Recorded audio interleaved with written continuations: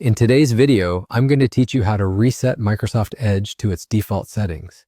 If you find this helpful, don't forget to hit the like button and subscribe to the channel. Let's get started. To begin, fire up Microsoft Edge on your computer. Once the browser is open, direct your gaze toward the top right corner. Here, you'll notice a three-dot menu icon. This little menu is your key to accessing numerous settings and options available within Edge. Go ahead and click on it. After you've clicked the menu, a list of options will pop up. From this drop-down, you need to select Settings. This is your gateway to a new page where you can customize and manage various aspects of your browsing experience. Now shift your attention to the left-hand sidebar.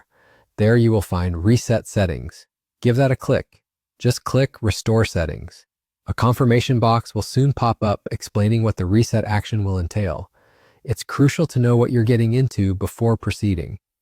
So let me break it down quickly. This reset will revert your startup page, new tab, default search engine, and pinned tabs back to that initial setup you had the first time you installed Microsoft Edge. Importantly, it will also disable all extensions that you've installed and erase any temporary data, including cookies. Now you might wonder about the impact on your personal data. Rest easy, because this reset process will not touch your bookmarks, browsing history, or saved passwords. Your essential data will remain intact, allowing you to get right back into your browsing activities without any hiccups regarding crucial information. After evaluating the implications and confirming that you're ready to proceed, you can go ahead and click the reset button to definitively make the change.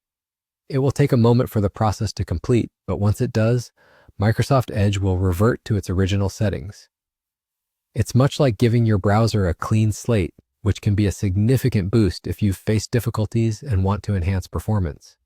I hope you found this instructional guide useful. Thank you for watching, and I look forward to seeing you in the next one.